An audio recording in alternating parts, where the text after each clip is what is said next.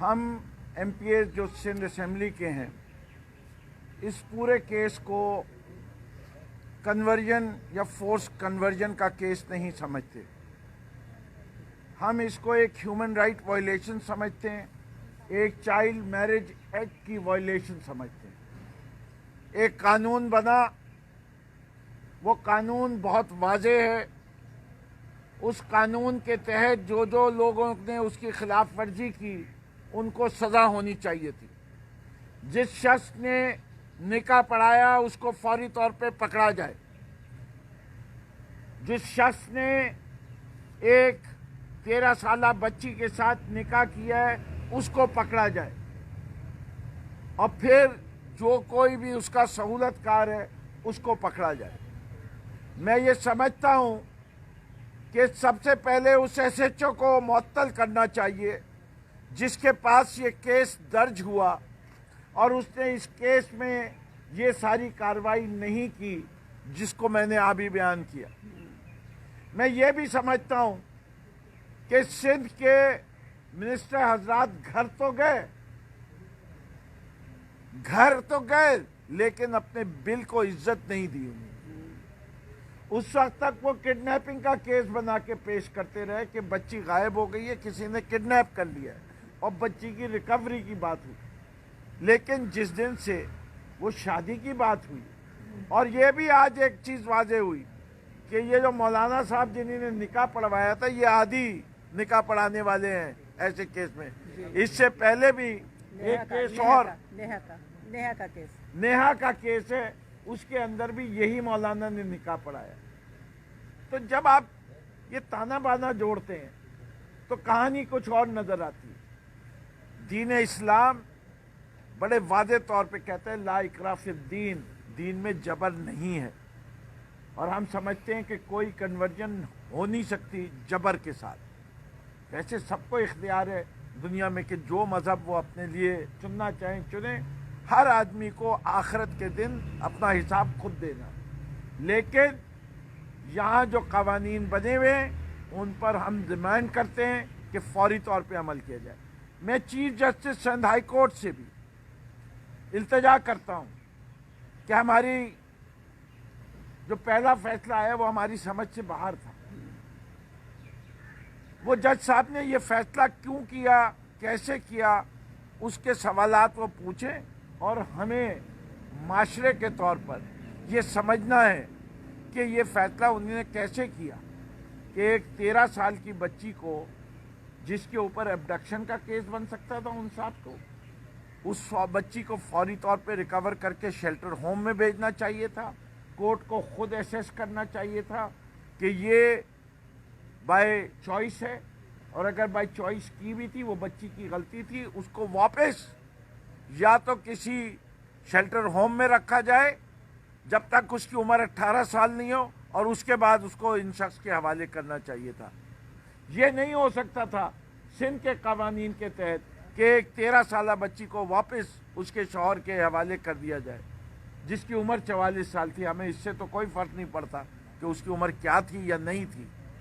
لیکن ایک میچور آدمی اور ایک امیچور گرل, جو وہ گرل بھی مائنر ہے, مائنرز کے فیصلے دنیا میں کہیں نہیں مانے. یہ چیزیں ون آف انسیڈنٹ ملک کی بدنامی کے لیے ہو, یہ ایک پھر اس پاکستان کے خلاف ایک سازش ہے. پاکستان کو یہ دکھانا کہ یہ جاہلوں کا ملک ہے, یہاں لوگ وحشی ہیں. یہ کام جو ہو رہا ہے یہ ایک منظم سازش کے تحت ہو رہا ہے. یہ پھر وہی ہائیبریڈ وار ہے اس ملک کے خلاف جو آپ دیکھ رہے ہیں کہ اس وقت ویج کی جا رہی ہے. ہم اس پوری وار کی سخت مذمت کرتے ہیں. ہم چاہتے ہیں کہ ہمارے پاس دنیا میں وہ امیج جائے جو پاکستان کا اصلی امیج ہے. ہم سے زیادہ فراخ دل لوگ نہیں ہیں, چیریٹی ہم سب سے زیادہ کرتے ہیں, ہمارے ہاں بھائی چارگی ہے, ہم اپنے مائنارٹی کو بڑی عزت کے ساتھ رکھتے ہیں, اپنے بھائی بہن سمجھتے ہیں, ان کو سمجھتے ہیں کہ اس ملک پہ اتنا ہی حق ہے جتنا مسلمانوں کا حق ہے. ہم قائد اعظم کے اقوال زرعی اس موضوع پہ جو دیے ہیں ہم ان پہ بالکل عمل کرنا چاہتے ہیں. ہمارے اپنے لیڈر نے بھی 12 ان اقوال زرعی کی بات کی ہے, اور ہم سمجھتے ہیں اور مذمت کرتے ہیں سخت ترین ان تمام لوگوں کی جو اس سازش کا حصہ بنے اور پاکستان کی بدنامی کا باعث بنے. بہت بہت شکریہ. کوئی سوال جناب؟ بتائیے جو سندھ حکومت نے مینارٹی پہ قانون بنا تھا اس کے بعد کتنا امپلیمنٹ ہو رہا ہے؟ آپ کیسے دیکھ رہے ہیں اپوزیشن لیڈر؟ کیا پنجاب میں بھی ایسے امپلیمنٹ ہو رہا ہے یا کے پی کے میں یا سندھ میں قانون بنا سب سے پہلے؟ جی سب سے پہلے آج پھر میڈیا کے توسط سے یہ کہنا چاہتا ہوں کہ سندھ میں قانون سازی بہت ہوتی ہے لیکن قانون اس وقت امپلیمنٹیشن کے قابل ہوتا ہے جب اس کے رولز اینڈ پروسیجر بن جائیں. ابھی تک تقریباً 170 سے زائد قانون ہیں جن کے رولز اینڈ پروسیجرز نہیں بنے. ہاؤس میں سعید غنی صاحب نے محمد حسین جنہوں نے 4 دفعہ یہ میٹر کو ہائی لائٹ کیا ہے ہر دفعہ کہتے ہیں کہ ہم 2 ہفتے میں آپ کو بتائیں گے کہ یہ کب تک مکمل ہوں گے.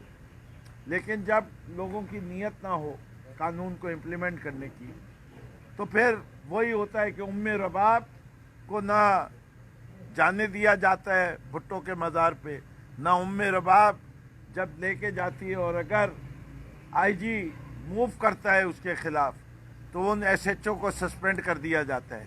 یہ ہے قانون کی بالادستی سندھ کے اندر.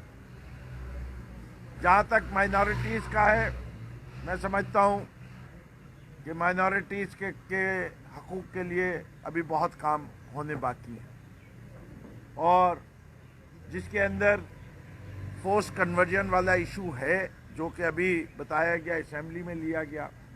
اسی طرح سے ہم سمجھتے ہیں کہ مائنارٹیز کو جو ان کے امپلائمنٹ ریلیٹڈ ایشوز ہیں وہ بھی بہت اہم ہیں. اس کہ جو کوٹا رکھا گیا ہے وہ صرف اس لیے رکھ دیا گیا ہے کہ lowest of the lowest jobs ان کو دیے جا رہے ہیں. میں سمجھتا ہوں کہ اس کے اوپر پوری طور پہ میرٹ کا ہونا چاہیے. پراپرٹیز کی جو پراپرٹیز ہیں ایویکیو پراپرٹیز ہیں ان کے اوپر بھی فیصلے ہونے ضروری ہیں. اب ملک کو بنے ہوئے 70 سال ہو گئے، اس کو ڈیفائن ہو جانا چاہیے، اس میں اتنی ڈیلیز نہیں ہونی چاہیے. تو کام کرنے کا بہت ہے لیکن حکومت جو ہے سندھ کی ہے وہ 12 سال سے جو کام کر رہی ہے وہ نظر آتا ہے اور ہم دعا گو ہیں کہ گلگت بلتستان والے لوگ اپنا ووٹ دینے سے پہلے یہ ضرور دیکھ لیں کہ سندھ میں پیپلز پارٹی نے کیا حشر کیا ہے. اس سے کہ اگر بلاول کی باتیں مان لیں گے تو ان کا بھی حشر وہی ہوگا جو سندھ کے لوگوں کا ہوا. میں یہ ایک بات کرنا چاہوں گی، یہ جو بل ہے سندھ کا چائلڈ میرج ریسٹرینٹ ایکٹ جو ہے جس میں 13 سال کی